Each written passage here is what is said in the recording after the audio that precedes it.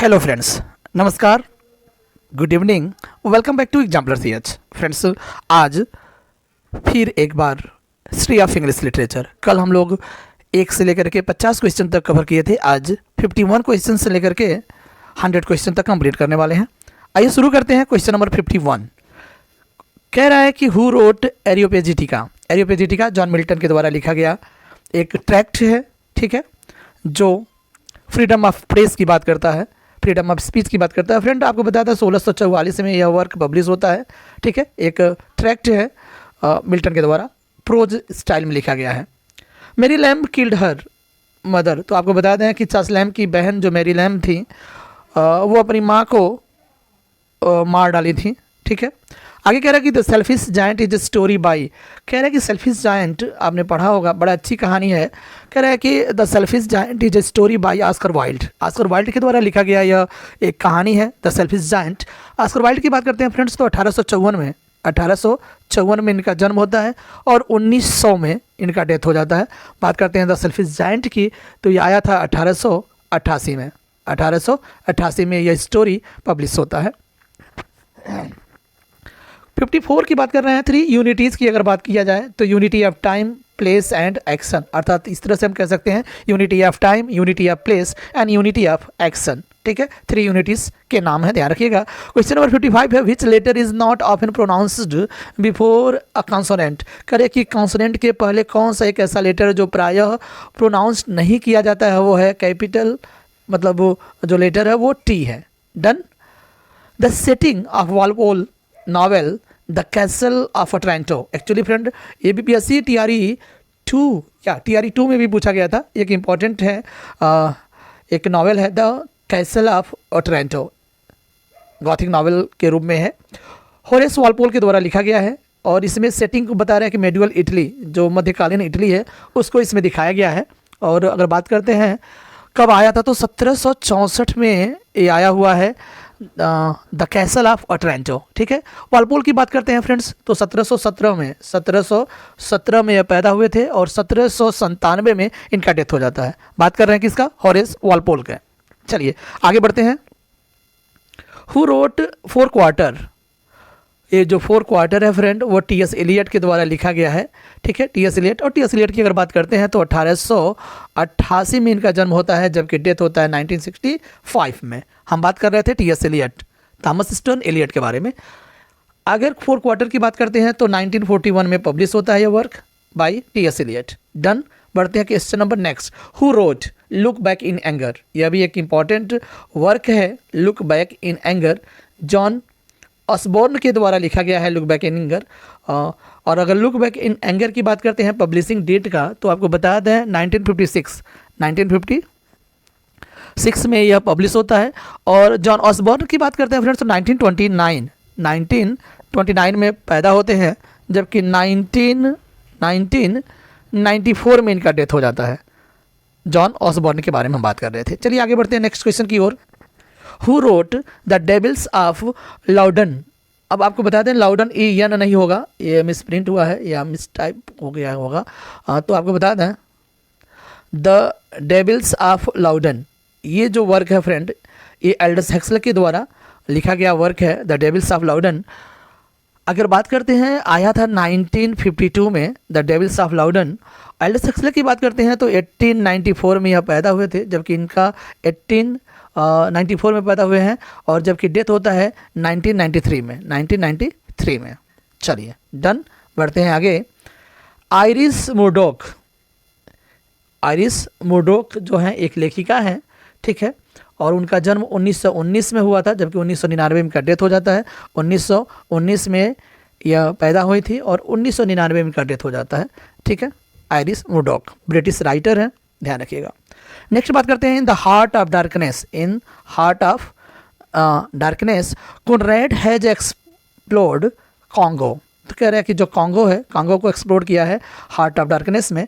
अगर बात करते हैं हार्ट ऑफ डार्कनेस जो आया था 1899 में आया है फ्रेंड्स, जबकि अगर कॉनरैड की बात करते हैं, यानी जोसेफ कॉनरैड की बात करते हैं, तो 1857 में इनका जन्म होता है, 1857 में। और डेथ की अगर बात करते हैं तो 1924 में इनका डेथ हो जाता है, Joseph Conrad. Virginia Woolf Virginia Woolf के बारे में बात कर लेते हैं। इनका डेथ होता है 1941 में, 1941 में, जबकि 1882 में इनका जन्म होता है वर्जीनिया वुल्फ का। ठीक है। Who road principles of human knowledge, यानी मानव ज्ञान का जो सिद्धांत है वो किसने लिखा है? तो जॉर्ज बर्कले के द्वारा लिखा गया है। यह भी एक इंपॉर्टेंट वर्क हो सकता है टीजीटी पीजीटी एलटी ग्रेड के लिए, तो ध्यान में रखिएगा। लाइक और शेयर करना मत भूलिएगा वीडियो को। ठीक है। प्रिंसिपल ऑफ ह्यूमन नॉलेज जो है फ्रेंड वो आया था 1710 में, जबकि बर्कले की बात करते हैं तो 1685 में पैदा हुए थे और 1753 में इनका डेथ हो जाता है, जॉर्ज बर्कले।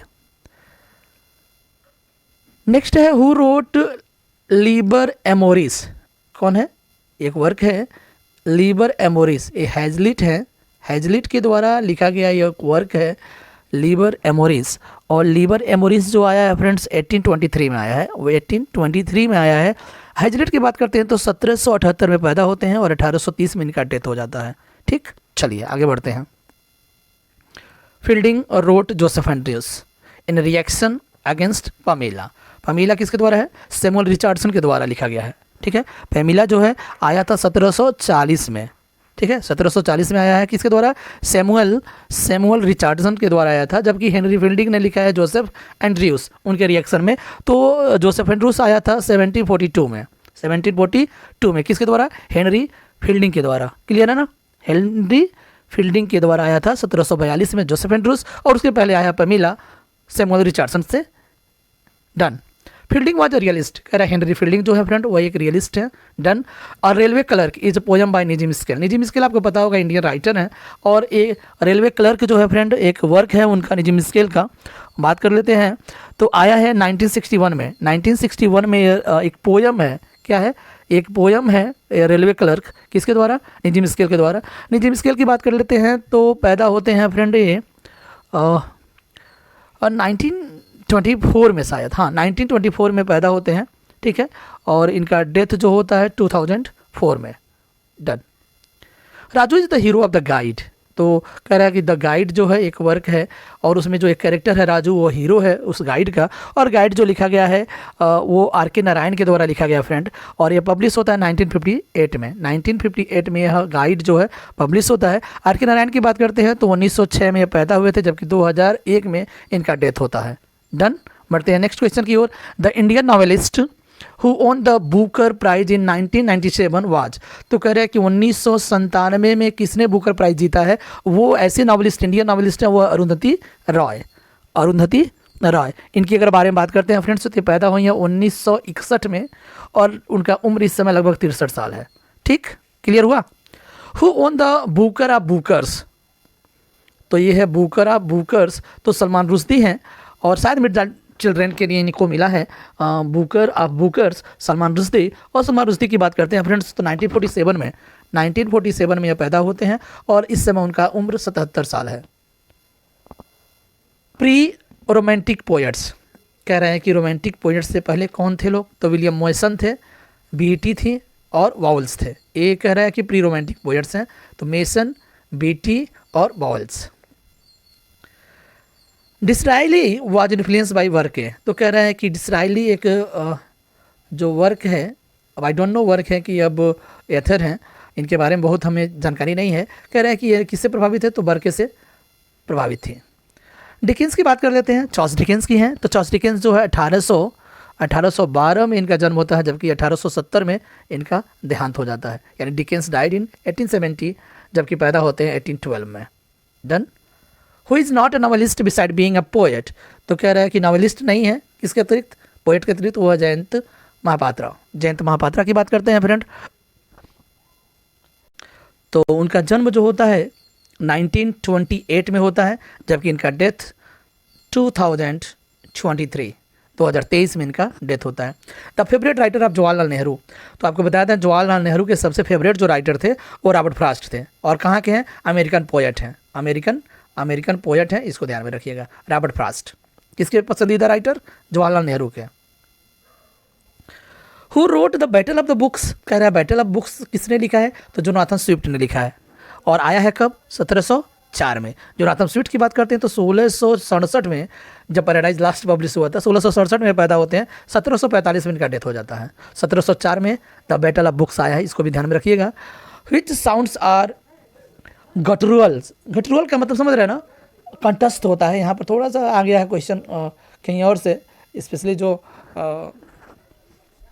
क्या होता है, एक टाइप का फोनेटिक टाइप का जो होता है ना, वहाँ से क्वेश्चन पूछ दिया गया है। कह रहा है कि विच साउंड्स आर गटरुअल, तो गटरुअल का जो है के जी अंग जो है, ये ऐसे जो लेटर्स है ना वो गटरुअल होते हैं। गटरुअल का मतलब होता है कंठस्थ, समझ रहे हैं ना, जो गले से कंठ से जो आवाज़ निकलता है वो कंठस्थ होता है। चलिए आगे बढ़ते हैं। विच आर रेडुडेंट, रेडुडेंट का मतलब होता है अनावश्यक, तो वो इसमें बता रहा है कि अनावश्यक जो लेटर्स हैं वो CQX है, CQX को रेडुडेंट बोलते हैं। In which metre is Shelley ode to west wind written है, तो ट्रेजराइमा है, ट्रेजराइमा में ओड टू वेस्ट विंड लिखा गया है फ्रेंड, और 1819 में, हाँ 1819 में पब्लिश होता है यह वर्क बाई P.B. शैली। Who wrote the line, "'Tis sweet to hear the watchdog's honest bark, by deep mouthed welcome as we nearer home"। तो ये बायरन के द्वारा लाइन लिया गया है फ्रेंड, और बायरन का एक वर्क है प्लीजेंट थिंग्स, प्लीजेंट थिंग्स वहाँ की लाइन है। कह रहा है कि "'Tis sweet to hear the watchdog's honest bark", यानी कह रहा है कि यह सुनना बहुत मधुर होता है कि ये जो पहरेदारी करने वाला, जो गार्डिंग करने वाला कुत्ता है ना फ्रेंड, वो ईमानदारी से भौंक कर ये कहता है, ठीक है ना, जैसे हम अपने घर को क्या करेंगे, जैसे ही हम अपने घर पहुंचते हैं तो एक तरह से भौंक करके वो वेलकम करता है। जैसे ही हम अपने घर पहुंचते हैं तो वो भौंक करके क्या करता है, हमारा स्वागत करता है, ऐसा बोला गया है बायरन के द्वारा, और उनका वर्क है प्लीजेंट थिंग्स, इसे लाइन लिया गया है। Who wrote the cock's shrill clarion and the इको इन horn, no more shall rouse them from their lowly bed. Friend आपको बता दें, यह elegy written in country churchyard, Thomas Gray के द्वारा लिखा गया पोयम है ना, उससे यह लाइन लिया गया है, ठीक है। अर्थात मुर्गे का जो तीखा आवाज़ है और गूंजता हुआ जो क्या है, नरसिंगा बोलते हैं इको गौर का मतलब, और कह रहा है कि no more shall rouse them from their lowly bed, कह रहा है कि उन्हें उनके बिस्तर से ही जगा पाएगा। कुछ इस तरह की लाइन है, लाइन जो लिया गया है elegy written in country churchyard by Thomas Gray. Done. In which class should we place Spenser shepherd calendar, तो कह रहे हैं कि सेफर्ड कैलेंडर जो वर्क है स्पेंसर साहब का, वो पस्टोरल है, ठीक है, एक पस्टोरल पोयम है सेफर्ड कैलेंडर, जिसमें 12 महीनों का जिक्र हुआ है। एडमंड स्पेंसर की बात करते हैं फ्रेंड्स, तो इनका जो डेट ऑफ बर्थ है नहीं पता चलता है, लेकिन डेट जो डेथ का है वो 1599 है, 1599 में का डेथ हो जाता है। हम बात कर रहे हैं किसका, एडमंड स्पेंसर के बारे में, ठीक है। चलिए बढ़ते हैं आगे। हाँ, सेफर्ड कैलेंडर की बात कर लेते हैं फ्रेंड्स, कब पब्लिश होता है, ये इंपॉर्टेंट हो जाता है। तो 1579 में पब्लिश होता है shepherd calendar. In which book the line occurs, here is thy foot to stool, line important है, stool and there rest thy feet where live the poorest the lowest and the lost, the Gitanjali. Rabindranath Tagore के द्वारा लिखा गया जो गीतांजलि है friend, आपको पता होगा गीतांजलि 1910 में पब्लिश होता है इन बंगाली, उसके बाद इंग्लिश में पब्लिश होता है लगभग 1912 में, और 1913 में फाइनली उन्हें साहित्य का नोबेल प्राइज से नवाजा जाता है गीतांजलि को by Rabindranath Tagore, R N Tagore.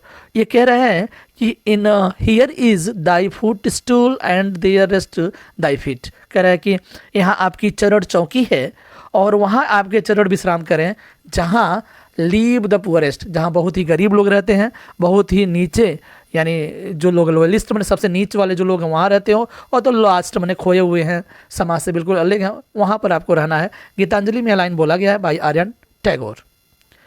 Contemporaries of Tennyson, Auden, Cowper, Day Lewis. आपको बता दें, थोड़ा सा हम इस क्वेश्चन में हम कंफ्यूज हैं कि टेनिसन के कंटेम्परेरीज अडेन कैसे हो सकते हैं, इसको हम रिव्यू में डालेंगे, इसके बारे में हम चर्चा नहीं करेंगे, ठीक है। चलिए आगे बढ़ते हैं। क्रोनोलॉजी की बात कर लेते हैं। फेयरी क्वीन, पैराडाइज लॉस्ट, लामिया और प्रॉस्पिक है। फेयरी क्वीन की बात करते हैं, एडमंड स्पेंसर के द्वारा लिखा गया है फ्रेंड, आया है 1590 में, ये क्लियर हो गया। दूसरा कह रहा है कि पैराडाइज लॉस्ट 1667 में पब्लिश होता है, जबकि लामिया बोले तो लामिया एक पोयम है कीट्स के द्वारा, ठीक है, जो 1819 में पब्लिश होता है।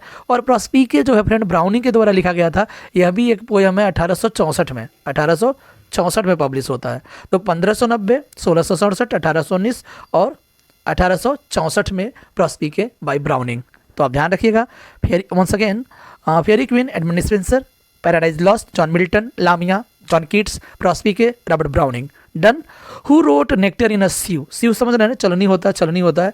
नेक्टर इन अ सीव कमला मार्कंडेय के द्वारा लिखा गया है एक वर्क। कमला मार्कंडेय की अगर बात करते हैं तो एक इंडियन राइटर हैं और नेक्टर इन सीव उन्होंने लिखा है। अगर नेक्टर इन सीव की बात करते हैं तो 1954 में यह पब्लिश होता है। कमला मार्कंडेय की बात करते हैं तो 1924 में यह पैदा होती हैं और 2004 में इनका डेथ हो जाता है। ठीक, हम कमला मार्कंडेय, कमला दास की बात नहीं कर रहे हैं, कमला मार्कंडेय की बात कर रहे हैं। चलिए आगे बढ़ते हैं। The good earth written by Pearl S Buck, Pearl S Buck के द्वारा लिखा गया द गुड अर्थ। और मैं इस क्वेश्चन को शायद कम्युनिटी बॉक्स में मैंने डाला था। द गुड अर्थ जो आया है फ्रेंड्स 1931 में पब्लिश होता है। ठीक है, 1931 में पब्लिश होता है द गुड अर्थ। नेक्स्ट बढ़ते हैं। The writer of the dove found no rest, ये वर्क भी ध्यान में रखिएगा। The dove found no rest जो आया है फ्रेंड, वो ये लिया गया है जेनेसिस, बाइबल के 8-9 जेनेसिस से लिया गया है। ये लाइन नहीं, ये वर्क का जो टाइटल है the dove found no rest, ठीक है, इज डेनिस स्टोल, जो लिखा गया किसके द्वारा, डेनिस स्टोल के द्वारा लिखा गया है।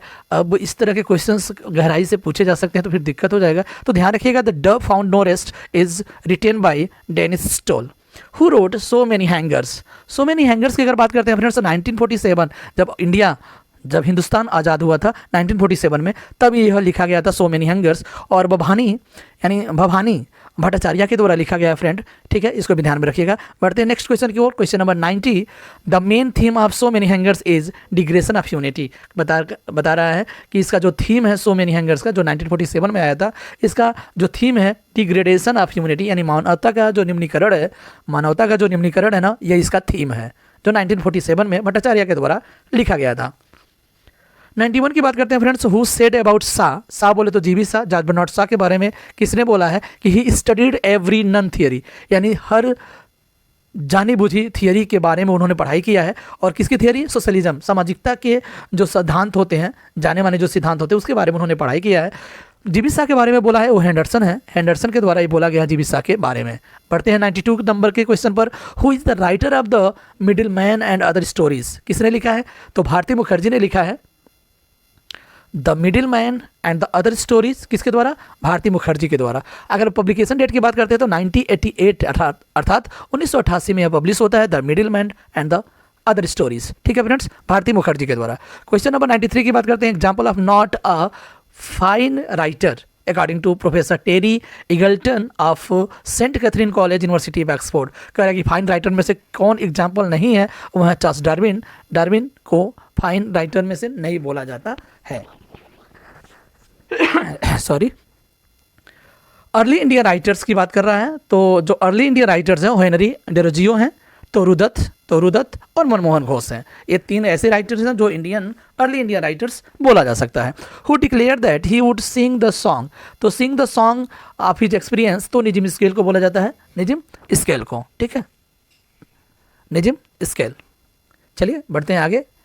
कह रहा है कि who said I only know how to work on a poem at a time stage by stage. एकेरामानुजम के द्वारा लिखा गया लाइन है। कह रहा है कि मैं केवल जानता हूँ कि how to work on one poem at a time, यानी एक पोएम पर किस समय काम करना होता है। स्टिच बाय स्टिच, स्टिच में होता है सिलाई करना, यानी एक एक धागा सिल करके आगे काम करना होता है। एकेरामानुजम के द्वारा ये लाइन बोला गया है पोएम के बारे में, तो ध्यान रखिएगा, इंपॉर्टेंट हो सकता है। Cicero was a Roman orator मैंने वक्ता होता है, एक रोमन वक्ता थे, कौन, Cicero. Who is the writer of Gita Rahasya, important है, अगर आप इतिहास पढ़े होंगे, मॉडर्न इतिहास जो मॉडर्न हिस्ट्री है, अगर आप पढ़े होंगे तो गीता रहस्य के बारे में जानते होंगे। बाल गंगाधर तिलक के द्वारा लिखा गया एक बुक है गीता रहस्य बाई बाल गंगाधर तिलक। 99 की बात करते हैं friends. In Arnold's the Scholar Gipsy, Matthew Arnold की बात कर लेते हैं सबसे पहले। अर्नॉल्ड साहब पैदा हुए थे 1822 में, और जबकि 1888 में इनका डेथ हो जाता है। हम बात कर रहे थे मैथ्यू अर्नॉल्ड के बारे में। उनका एक वर्क है the Scholar Gipsy, the great modern melancholy is spiritualised into a symbol of mystery and dreams. Clear हुआ। और ये आया है कब, 1853 में। 1853 में यह वर्क आता है द स्कॉलर जिप्सी। एक मॉडर्न मिलंकली है जो सिंबल के रूप में, मिस्ट्री और ड्रीम्स के सिंबल के रूप में दिखाया गया है, स्पिरिचुअलाइज किया गया है। आज का अंतिम क्वेश्चन और इस सीरीज का अंतिम क्वेश्चन फ्रेंड्स, क्वेश्चन नंबर 100 कह रहे the Rubaiyat of Omar Khayyam.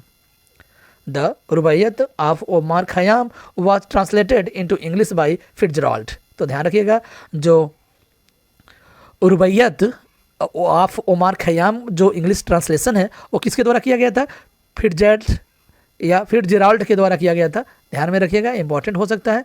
मिलते हैं नेक्स्ट वीडियो में कुछ और नहीं, अब हम लोग कोट्स की बात करेंगे। विलियम शेक्सपियर के द्वारा कुछ इंपॉर्टेंट ड्रामास के जो कोट्स हैं, फेमस स्पीचेस हैं, उनकी चर्चा करने वाले हैं कल से। होली की वजह से थोड़ा सा इंटरप्ट हुआ है इस सीरीज़ में, लेकिन कल से हम लोग कोट्स और फेमस स्पीचेस की बात करते हैं। ठीक है, thanks for watching the video. मिलते हैं नेक्स्ट वीडियो में। Bye bye, and your request to subscribe channel Exampler CH. Bye bye.